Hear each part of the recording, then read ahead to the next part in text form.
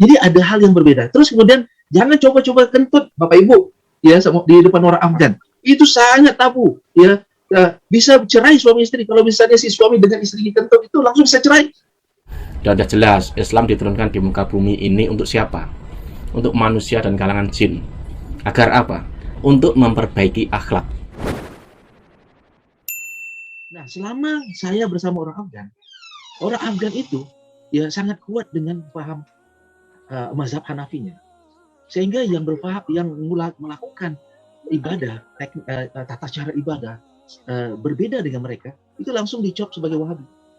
Makanya kami dari Indonesia ini di briefing dan diarahkan untuk merubah ya cara pakaian, cara wudhu, kemudian cara sholat, itu semua dengan cara mazhab Abu Hanifah.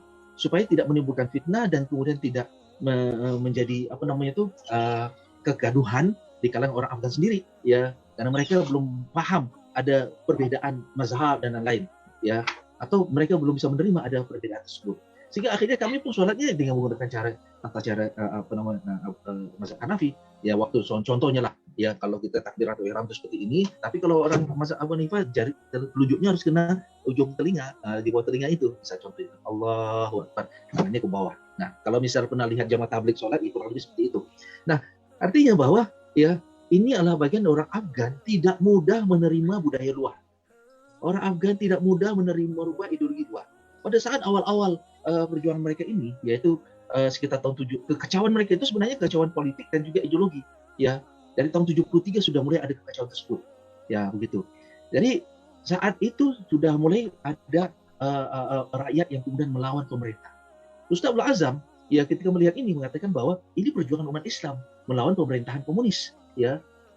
Tetapi oleh orang Arab Saudi mengatakan ya itu bukan pemerintah, bukan mujahidin melawan pemerintah komunis, itu antara musyrik dan kafir begitu.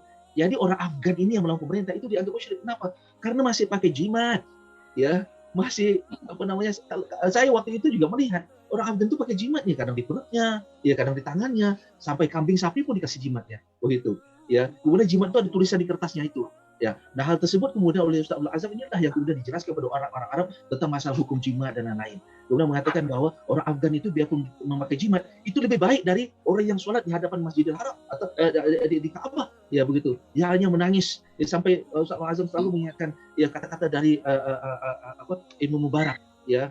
Ini saya sampai sekarang saya masih ingat, karena dulu setiap hari saya ingatkan kawan-kawan itu. Ya Abidal Haramain, lau absartana la'alimta annaka bil ibadati tal'ab. Man kana khaddahu bidumu'ihi faduhurina bilima'ina natakhaddadu. Ya, kata Ibnu Mubarak kepada orang-orang yang tidak mau berjihad, wahai Abidal Haramain, orang yang rajin ibadah di hadapan Haramain, ya, Masjid Nabi dan Masjid Haram.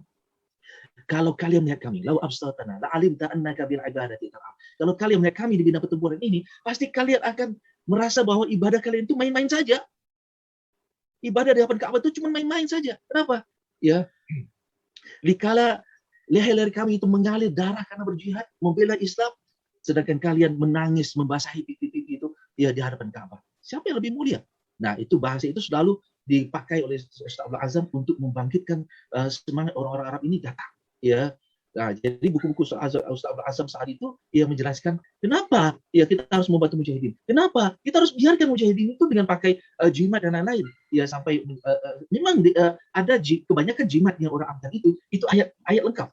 Bukan alif, ba itu tidak, tapi ayat lengkap. Satu ayat itu ditulis, kemudian digulung ya, sehingga kemudian ada ulama mengatakan boleh memakai jimat jika itu dengan menggunakan tulisan ayat yang lengkap. Nah, ini ada materi tentang masalah akidah soal masalah jimat. Jadi itu semua dipersoalkan, sehingga orang Afgan ini ya orang yang sangat keras ya dalam mempertahankan keyakinannya. Dulu juga ketika waktu awal-awal Islam masuk ke dalam daerah Khurasan, yaitu termasuk Afghanistan, itu pada zaman Sayyidina Umar. Sayyidina Umar ya, kemudian sahabat menjelaskan kepada Sayyidina Umar, ini orang-orang ini sangat keras. Ya, sudah dikalahkan, kemudian ditempatkan gubernur Muslim, ya, kemudian mereka kudeta, dikalahkan lagi, dikalahkan lagi, ya. Sayyidina Umar cuma tersenyum mendengar itu. Ya, belum pernah ada kaum ya yang begitu susah menerima Islam. Tetapi dikala mereka menerima Islam, maka mereka akan mempertahankan keyakinan mereka. Dan itu terbukti kepada orang Afgan. Nah, baik. Jadi yang kedua, orang Afgan ini pantang pantang diserang atau pantang disakiti. Kalau dia disakiti, pasti dia akan balas. Ya. Nah, oleh karena ketika waktu konflik vertikal dari rakyat dengan pemerintah kemudian menggunakan kekerasan kepada rakyat, jadi mereka semakin terbakar dan kemudian semakin bergerak melawan pemerintah orang Afgan, sehingga pemerintah Afgan kewalahan dan meminta bantuan dari Rusia. Sekitar tahun 1979, Rusia mengirim pasukannya ke Afghanistan. Jadi bukan karena akibat Rusia masuk dulu, lalu kemudian masyarakat bangkit, tetapi karena sudah ada konflik, ya, pemerintah kewalahan minta bantuan. Di saat bantuan tentara Rusia masuk ke Afghanistan, semakin kuatlah keyakinan orang Afgan ini bahwa ini adalah Rusia ingin menguasai Afghanistan. Nah, jadi itu hal yang kedua. Ketika mereka disakiti, mereka akan balas. Poin yang ketiga yang saya sadari dari orang Afgan ini, mereka sangat memuliakan tamu. Sangat memuliakan tamu. Ya, walaupun tamu ini kadang ini ya macam mempermainkan adat mereka, ya mereka tahan diri untuk marah. Contohnya nih, Bapak Ibu, ya, contohnya kita biasanya ya kalau tepuk pantat kawan, teman ya, tepuk pantat teman itu bercanda, wajar saja kita. Tapi jangan sesekali sama orang Afgan, itu sangat tabu. Ya, sementara kalau kita pegang kepala teman itu pasti teman akan marah kita. Kepala kita dipegang teman-teman, pasti kita juga akan marah. Namun orang Afgan tidak, apalagi kalau misalnya jenggotnya dipegang. Ya, itu menunjukkan keakrabannya. Ya, jadi ada hal yang berbeda. Terus kemudian jangan coba-coba kentut, Bapak Ibu. Ya, di depan orang Afgan. Itu sangat tabu. Ya, bisa cerai suami istri. Kalau misalnya si suami dengan istrinya kentut itu langsung bisa cerai. Ya, begitu. Jadi itu hal yang sangat tabu. Nah, kami kemudian kadang-kadang itu nakal ini dia kerjain sama orang Afgan karena kita kentut yang keras di depan orang Afgan. Wah, marah mereka. Tetapi walaupun mereka marah, mereka anggap ini tamu. Ya, mereka hanya ngerus dada dan ini. Jadi memuliakan tamu itu sangat tinggi mereka budaya ada pada mereka.